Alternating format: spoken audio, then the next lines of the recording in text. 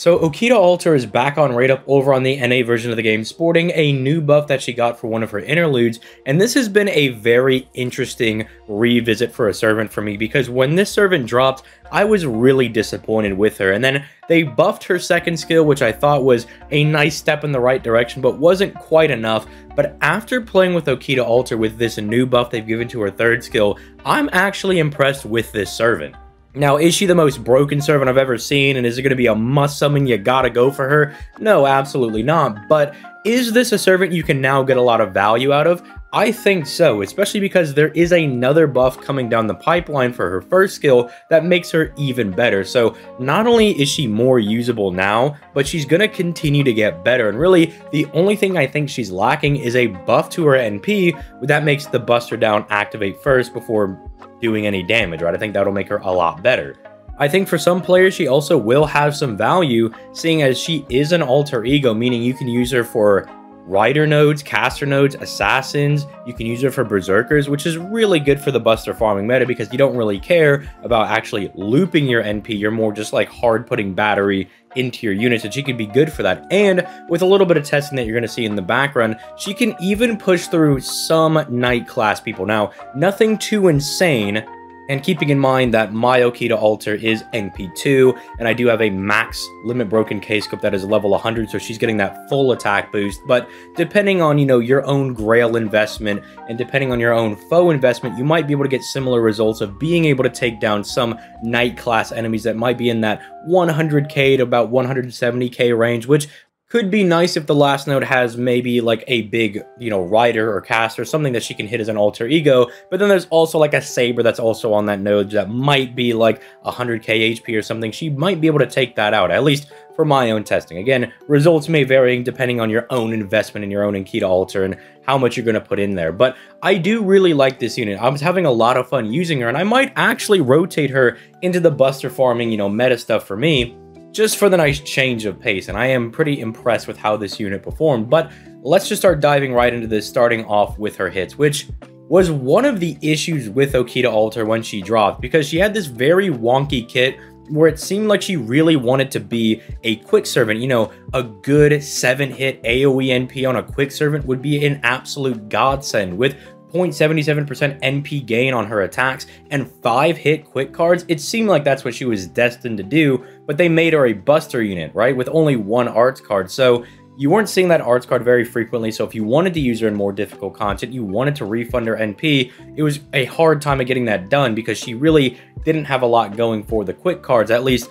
for them to solo carry how good she was. But because of Koyanskaya coming out, the quick cards don't have to pretty much solo carry like her refund and everything on that front, because now Koyanskaya gives you refund whenever you fire off your buster card. So now pretty much any of her cards are progressing her to refunding her NP. So I think she flows a lot better. The quick cards are now more complementary to the arts and the buster cards, and I feel like she works a lot better. She just feels better to use now that we have Koyanskaya out. Like, it just makes these buster units that are built like this feel and flow a lot better. But that's really the only note that I have on her hits. They're good, they're strong and everything, but they feel like they're more fixed and they function as they properly should. A lot of the power from Okita Alter is coming from her skills. Now, starting off with skill 1, this one has not been buffed up yet. It's just a 30% quick and buster buff for 3 turns on a 6-turn cooldown, which is good, right? This is what makes the quick cards a little bit better, buffing up their damage, but also buffing up, say, their NP gain, and also making them drop stars a little bit easier. But the buster performance is also good, especially for that NP if you want to use her as, say, a buster farmer. Now, she will get a buff in the future that gives her a Sky Attribute damage mod, 30% for 3 turns, and that is kind of good. I mean, Sky Attribute is a little bit more restricted, but considering that she is an alter ego, she can basically hit half of the servants for super effective damage, and there are a good deal of normal enemies that you will see in Sky Attribute. Think like your daily farming doors, your hands, your books, ghosts, stuff along those lines. And so when she does get this is why I'm saying she's going to age very well, because then it's going to make her even better for farming, because a lot of common enemies that you'll see in nodes, even stuff like the golems or like chimeras or stuff like that, you're going to find those guys that appear in some regularity and should be able to hit them super effective on top of just doing her normal damage, right? And that's just going to make her a lot better. But for now, it's just kind of that generic good stuff skill that you pop whenever you see it available, just to get that extra bit of damage and to help those quick cards out just a little bit. Now, the second skill is pretty much just there as the farming skill, now that we have the Buster farming in full swing over here, because that 30% battery is going to make her effective in the Korean Sky meta. It's going to pair her very nice with the people like Oberon. The star weight is kind of nice if you want to use that in more difficult content, but it's very low and it only does last for one turn, so I don't really know if you can attribute too much to that. But then you see the attack buff over here that is 20% for 3 times for 3 turns. That is pretty much just a farming skill right there, because in more difficult content you could burn this in 1 turn in 1 Brave Chain, right? So you're not really going to get a lot of value out of this in more difficult content. But for farming nodes, you really should only be firing 3 attacks, that being your 3 NPs for the 3 different nodes. And so this is going to increase the damage of her own NP, because now she has a card buff, an attack buff, and then spoiler alert, her third skill is going to be giving her a solid NP damage buff, 30% for 3 turns, meaning she is triple buffing herself, and in the future she'll have all 4 buff types with the Sky Attribute damage mod. But the nice thing about this is it's on that low 5-turn cooldown, meaning you can just pop all 3 of her skills, and then once Koyenskaya does the double 50% battery, you will actually have this available again on wave 2, meaning you'll have a 60% NP damage buff. If you have Oberon, you can get up to an 80% NP damage buff, basically meaning you got a maximum broken black grail ready to go, which is really good with Oberon. I don't have to tell you how good that's going to be. And I just love this little buff that they went ahead and gave her, because it just made her so much better, right? Being able to loop this skill and the fact that it's NP damage, it just shows to me that they kind of knew what one of the problems was for Okita Alter, and they fixed it really well. Now, they also went ahead and they buffed up the evasion to 2 hits, which you'll see in some gameplay actually does come up, the fact that it is now 2 hits instead of 1 hit. And the overcharge for 2 stages for 1 time might be good in the future if they actually buff her NPs.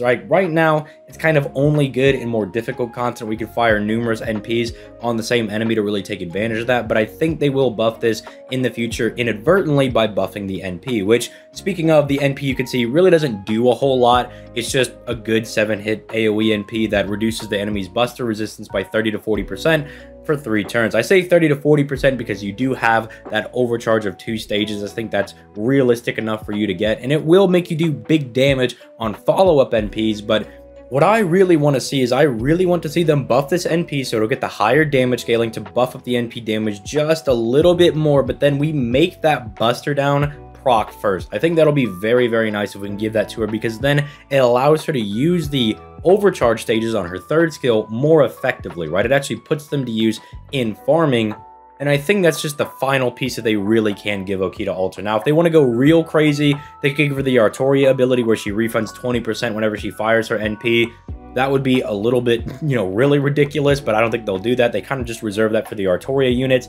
If they want to kind of fix the weird attack buff and maybe have it be a bit better for more difficult content where you don't just waste the attack buff on the 2nd skill in 1 Brave Chain, you could have her get just another 20% attack buff that procs on her NP. You could either have it be a stack, goes for 3 turns, or you could just have it just be for 1 turn if you don't want her doing too much damage.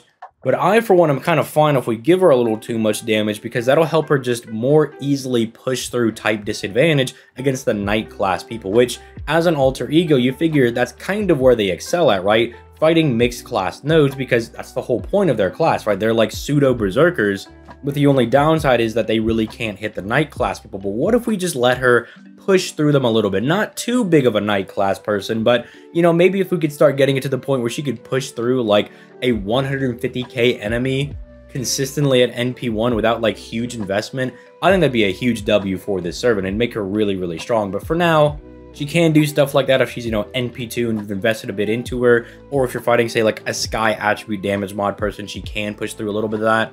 In the background, I did toy around with some different free quests and having her go up against, mixed class nodes, or some nodes that had some cavalry class people in there, some ones that just had only Knight class people. Played around with using the 2nd skill sometimes and not using it because, in some nodes, especially like more difficult content, you might not always have that attack buff. You might have already burned through it, and I kind of wanted to see what her damage would be without it. And so sometimes I played around, but I was genuinely impressed with this unit. I don't think she's the most broken unit of all time, but if I was to do a tier list and give her like, say, a letter grading, I think I would rate this unit as just like a solid A, not like an A plus, an A minus, but I would give her like an A rating. I do think this servant is now really strong. She does suffer again from some of the normal alter ego class things, right, where it's going to be very difficult for her to push through the knight class enemies, but it's not impossible. Especially the way that she can really stack up her NP damage, especially with Oberon, it does make it possible for her to push through some moderately large knight class people. And I am very impressed with how she performed. Although, then again, I have a very good setup for her. You know, I have a max limit broken kaleidoscope that is fully leveled up, so she's getting huge attack. I have Oberon, I have Koyanskaya, I got the whole shebang going for her, and I happen to have her at NP2, so my evaluation of the servant might be a little more generous than, say, someone who doesn't have the max of a broken kaleidoscope and doesn't have her at NP2, which is why I want to hear your guys' thoughts in the comments down below. If you had to rate this servant, where would you put her? I would say at the lowest, she could maybe fall to like a solid B, B plus rating, and I think the highest is capping out around at like A. I might also be being a little bit generous knowing that she is going to get that Sky Attribute Damage mod buff that is going to make her more consistently, I think, an A tier unit. But let me know your thoughts in the comments down below. And like always, if you enjoyed the video, make sure you leave a like on the video and you subscribe to the channel for that daily FGO content, as your boy will be out here uploading videos every single day. If you want to see me stream FGO, I usually do that on weekdays over on my Twitch, which is linked down in the description down below. Being on vacation and being away from streaming a lot is kind of just weird. I'm trying to get back in the groove of streaming every weekday, so might go back to doing like 3 days a week and then build back up to the 5 days a week, something along those lines. But I'm gonna still be streaming, right? I'll still be doing that over there. I'm just trying to work out a schedule or something that kind of works for me after I've gotten back from vacation. But with all that being said, I'm gonna get out of here. You guys have yourselves a nice day. Peace, late, guys.